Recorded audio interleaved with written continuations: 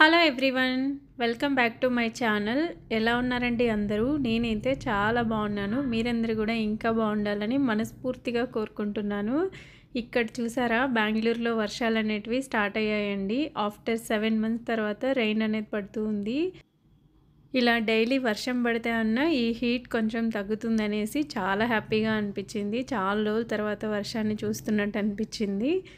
ఇక్కడ గార్డెన్లోకి వచ్చి చూస్తే మొత్తం బకెట్స్ అవన్నీ కూడా గాలికి ఇలా పడిపోయి ఉన్నాయి. మొత్తం రెయిన్ అయితే మాత్రం మరీ అంత పెద్దగా ఏం పడలేదు, కొంచెంగానే పడింది. బట్ రెగ్యులర్గా ఇంకా స్టార్ట్ అవుతుంది అనేది అయితే హోప్ వచ్చేసింది. ఇక్కడ జస్ట్ 5:30 ఆ టైంలోనే అందరూ లైట్స్ ఆన్ చేసి మరీ ఉన్నాము, ఎందుకంటే మొత్తం డార్క్ అయిపోయింది. సో ఇక్కడ చూసారా, మొత్తం ఆరెంజ్ కలర్లో కనిపిస్తూ ఉంది స్కై మొత్తం. పిల్లలైతే అసలు చాలా ఎంజాయ్ చేశారు రెయిన్లో తడుస్తూ. చూడండి, ఎంతగా నేను పిలుస్తూ ఉన్నా సరే రావట్లేదు, వర్షంలో తడుస్తూనే ఉన్నారు. ఇక్కడ చూసారా ఇద్దరు ఎలా వచ్చారో. ఇలా వీళ్ళు రెయిన్లో తడుస్తూ ఉండగా నేనైతే ఇంట్లో టమాటో పికిల్ మళ్ళీ చేశానండి. కొంచెం అయిపోయి ఉండే, సో మళ్ళీ స్టార్ట్ చేసి నైటే ప్రిపేర్ చేసి పెట్టాను. మార్నింగ్ అయితే కొంచెం ఉప్పు కారాలు మళ్ళీ చెక్ చేసుకొని స్టోరేజ్ చేసుకోవచ్చు కదా అనేసి. ఈ పచ్చడి నేను ఆల్రెడీ వీడియో తీసి యూట్యూబ్లో పోస్ట్ చేశానండి. ఎవరైనా చూడని వాళ్ళు ఉంటే please go and checkout the video.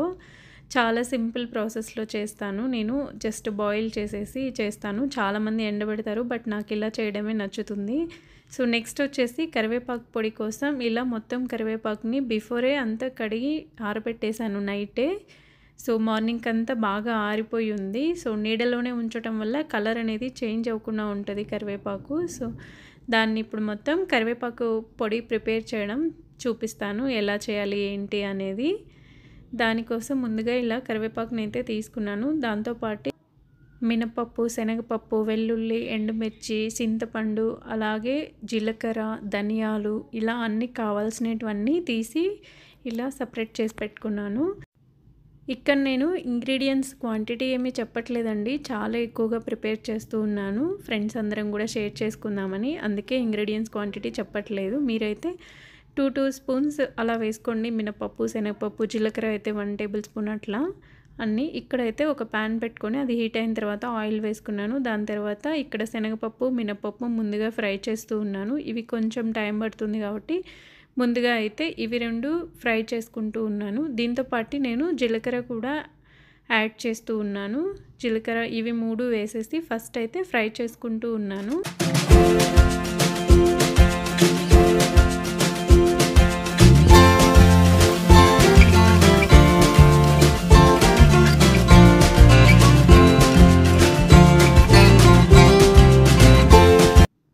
ఇలా మినపప్పు, శనగపప్పు, జీలకర్ర ఇవి 3 ఫ్రై అయిన తర్వాత ఇప్పుడు ఇందులో ధనియాలు యాడ్ చేస్తూ ఉన్నాను. ఇవి కొంచెం లాస్ట్లోనే యాడ్ చేసుకోవాలి, లేదంటే ఆ పప్పులన్నీ ఫ్రై అయ్యేలోపు ధనియాలన్నీ మాడిపోతాయి. సో ఇలా లాస్ట్లో యాడ్ చేసుకొని కొంచెం సేపు అలా ఫ్రై చేసుకోవాలి వీటిని కూడా. ఇవి కొద్దిగా ఫ్రై అయిన తర్వాత నెక్స్ట్ కడిగి ఆరబెట్టుకున్నటువంటి చింతపండు, ఇందులో ఏమీ లేకుండా నీట్గా క్లీన్ చేసుకొని తర్వాతనే తీసుకుంటూ ఉన్నానండి.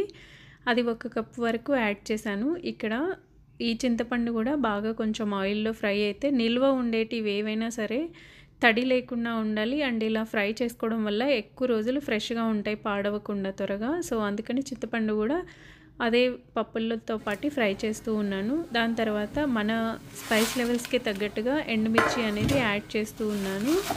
ఇవి కూడా ఫ్రై చేసుకుంటూ ఉన్నాను. చాలా తక్కువ ఆయిల్ వేసి మొత్తం వీటన్నిటిని ఫ్రై చేస్తూ ఉన్నానండి.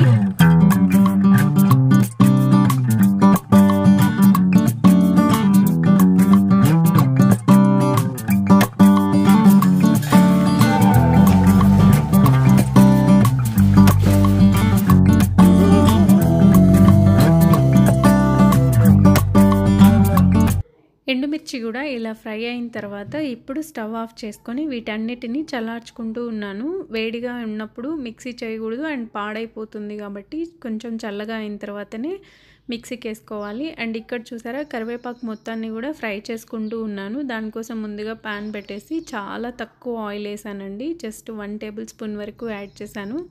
దాని తర్వాత కరివేపాకుని యాడ్ చేశాను కడాయిలోకి. అండ్ చాలా లో ఫ్లేమ్లోనే పెట్టి ఆకు మొత్తాన్ని ఫ్రై చేసుకోవాలి. జస్ట్ పచ్చివాసన పోతే సరిపోతుంది, ఎక్కువగా ఫ్రై అవ్వాల్సిన అవసరం అయితే ఏం లేదు.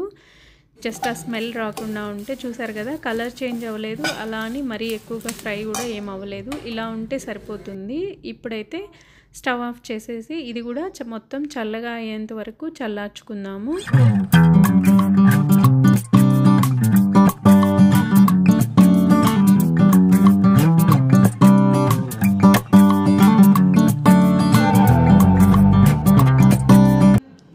ఇలా మొత్తం అన్ని ఇంగ్రీడియంట్స్ని చల్లార్చుకున్నాం కదా, ఇప్పుడు ఇవి మిక్సీకి వేస్తూ ఉన్నానండి. మొత్తం ఇలా కొన్ని ముందుగానే చెప్పాను కదా నేను కొంచెం ఎక్కువ ఇంగ్రీడియంట్స్ తోటే చేస్తున్నాను అనేసి, ఇలా కొన్ని రెడ్ చిల్లీస్ అండ్ అలాగే మొత్తం మినపప్పు, శనగపప్పు ఇట్లా కొన్ని క్వాంటిటీస్ తీసుకొని ఒకసారిగా వేస్తూ ఉన్నాను. ఎందుకు అంటే ఒక్కొక్కటిగా చేసాము అంటే మిక్సీకి అది మొత్తం మిక్స్ అవ్వదు సరిగ్గా. సో అందుకనేసి అన్నీ ఇలా మిక్స్ చేసి చేస్తూ ఉన్నాను. దాంతోపాటు కొంచెం వెల్లుల్లి, సాల్ట్, కరివేపాకు మనం ముందుగా ఫ్రై చేసుకున్న అటువంటి మొత్తం ఇంగ్రీడియంట్స్ అన్నీ ఇలా పౌడర్ చేసుకున్నాను. ఇక్కడ చూసారా మరీ మెత్తగా కాదు, అలా అని మెత్త అంటే లైక్ పలుకుగా లేదు, ఇలా ఉంటే సరిపోతుంది. ఈ పొడి దోశలకు కానీ, ఇడ్లీలకు కానీ, లేదంటే రైస్లోకైనా సరే నెయ్యి వేసుకుంటే చాలా టేస్టీగా ఉంటుంది అండ్ హెల్త్కి కూడా చాలా మంచిది. ఇలాగే బయట ఉంచుకుంటే అరౌండ్ 1 మంత్ వరకు స్టోర్ ఉంటుందండి. ఫ్రిడ్జ్లో అయితే 6 మంత్స్ వరకు యూజ్ చేసుకోవచ్చు. చింతపండు వేయడం వల్ల అంత ఈజీగా ఏం పాడవదు. తప్పకుండా ట్రై చేయండి మీరు కూడా. మీకు ఎలా వచ్చిందో నాకు కామెంట్ సెక్షన్లో కామెంట్ చేయండి.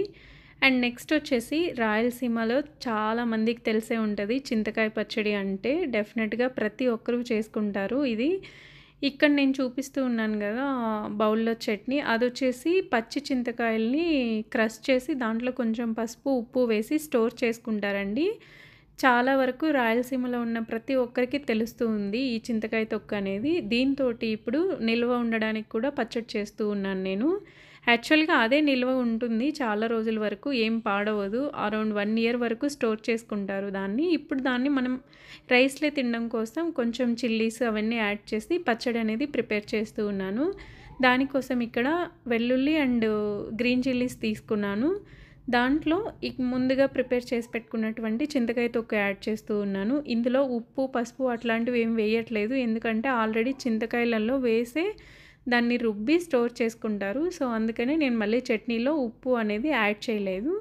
ఇలా మొత్తం అన్నీ మిక్సీకి వేసేసుకుంటూ ఉన్నాను. గ్రీన్ చిల్లీస్ అండ్ వెల్లుల్లి అండ్ ఈ చింతకాయ పచ్చడి మొత్తం అంతా మిక్స్ అయిపోయి ఇలా మెత్తటి పేస్ట్ లాగా చేసుకొని రుబ్బుకున్నాను. రోట్లో రుబ్బితే చాలా టేస్ట్గా ఉంటుంది, బట్ నా దగ్గర రోల్ లేదు, అందుకనేసి మిక్సీకి వేసుకున్నాను. ఇప్పుడు ఈ చట్నీకి తాలింపు అనేది ప్రిపేర్ చేస్తూ ఉన్నాను. ముందుగా అయితే కడాయి పెట్టుకొని ఆయిల్ అనేది యాడ్ చేస్తూ ఉన్నాను. స్టోరేజ్ కోసం కాబట్టి కొంచెం ఆయిల్ ఎక్కువే పడుతూ ఉంది. అండ్ దీంట్లో ఆవాలు, జీలకర్ర, మినపప్పు, ఇంకా మామూలుగా పోపు ఎలా అయితే అలాగే పోపు వేసేసుకోవడమే అండి. రెడ్ చిల్లీస్, కరివేపాకు, మినపప్పు, ఆవాలు, జీలకర్ర, అలాగే శనగపప్పు ఇవన్నీ వేసేసి బాగా ఫ్రై చేసుకుంటూ ఉన్నాను. ఇక్కడ పప్పులన్నీ బాగా ఆయిల్లో రోస్ట్ అయితే అక్కడక్కడ కరకరలాడుతూ చాలా టేస్టీగా ఉంటుంది చట్నీ అనేది. ఇది చూసారా ఆ పప్పులన్నీ ఫ్రై అయిన తర్వాత మనం రుబ్బుకున్న పచ్చడి అనేది ఇక్కడ యాడ్ చేస్తూ ఉన్నాను. యాడ్ చేసి నెక్స్ట్ స్టవ్ ఆఫ్ చేసేసాను. జస్ట్ అది మిక్స్ చేసేసుకోవడమే, ఉడకాల్సిన అవసరం అయితే ఏం లేదు. పక్కకు దింపేసుకొని మొత్తం చట్నీ అంతా మిక్స్ చేసేసుకుంటే ఆల్మోస్ట్ 1 మంత్ వరకు ఇది స్టోర్ చేసుకోవచ్చండి. బయటనే ఉంచినా ఏం ప్రాబ్లం ఏం లేదు, పాడవదు. లేదు ఫ్రిడ్జ్లో పెట్టుకున్నా సరే అరౌండ్ ఇది కూడా 5 to 6 మంత్స్ వరకు ఫ్రెష్గానే ఉంటుంది. ఇందులో కొంతమంది టమాటో ఇంకా ఆనియన్ కూడా వేసి మిక్స్ చేస్తూ ఉంటారు, బట్ అదైతే ఎక్కువ రోజులు నిల్వ ఉండదు. ఇలా చేసుకోవడం వల్ల చాలా రోజులు మనం ఫ్రెష్గా పచ్చడి అనేది ఎంజాయ్ చేయొచ్చు. రైస్ లేకైతే చాలా బాగుంటుంది. వేడివేడిగా రైస్ వండుకొని చట్నీ వేసుకొని కొంచెం నెయ్యి వేసుకుంటే మాత్రం చాలా బాగుంటుంది. మీలో ఎంతమందికి ఈ చట్నీ తెలుసో ఒకసారి నా కామెంట్ సెక్షన్లో కామెంట్ చేయండి. రాయలసీమ వాళ్ళకైతే పక్కా తెలిసే ఉంటుంది. డెఫినెట్గా ట్రై చేయండి ప్రతి ఒక్కరూ. నెక్స్ట్ ఈ రెండిటి కాంబినేషన్లోకి నేనైతే ఈరోజు ప్లెయిన్ పప్పు ప్రిపేర్ చేశాను. చాలా బాగుంటుంది. టమాటో పికిల్ అండ్ పప్పు, అలాగే కరివేపాకు పొడి అండ్ చింతకాయ పచ్చడి. ఇది వచ్చేసి మా లంచ్ మెనూ ఈరోజు. చాలా సింపుల్గా చేసుకున్నాము, చాలా టేస్టీగా ఉంది లంచ్ అయితే మాత్రం. తప్పకుండా మీరందరూ కూడా ట్రై చేయండి. ఎలా వచ్చింది ఏంటి అనేది నాకు కామెంట్ సెక్షన్లో కామెంట్ చేయండి. చూసారు కదా మొత్తం అన్నీ వేసేసుకొని నెయ్యి యాడ్ చేసుకొని ఇంకా తింటూ ఉన్నాము. లాస్ట్లో కొంచెం పెరుగన్నం తిన్నామంటే చాలు. నాకు ఇలా పచ్చళ్ళు, పొళ్ళు ఇవంటే మాత్రం చాలా ఇష్టం. మీలో ఎంతమందికి ఇలా రకరకాల పచ్చళ్ళు అండ్ ప్లెయిన్ పప్పుతో తినడం ఇష్టమో కూడా కామెంట్ సెక్షన్‌లో కామెంట్ చేయండి. వేడి వేడి అన్నంలో ఫస్ట్ అయితే కరివేపాకు పొడితో తింటూ ఉన్నాను. అన్నీ ఒకసారి సాల్ట్ అవన్నీ చెక్ చేస్తూ ఉన్నాను. ఎందుకు అంటే మొత్తం అన్నీ నిల్వ ఉంచడం కోసం చేశాను కాబట్టి చెక్ చేసుకుంటూ ఉన్నాను. కొంచెం తక్కువైతే మళ్ళీ యాడ్ చేసుకోవచ్చు అనేసి. అంతే అండి ఇవాల్టి వీడియో.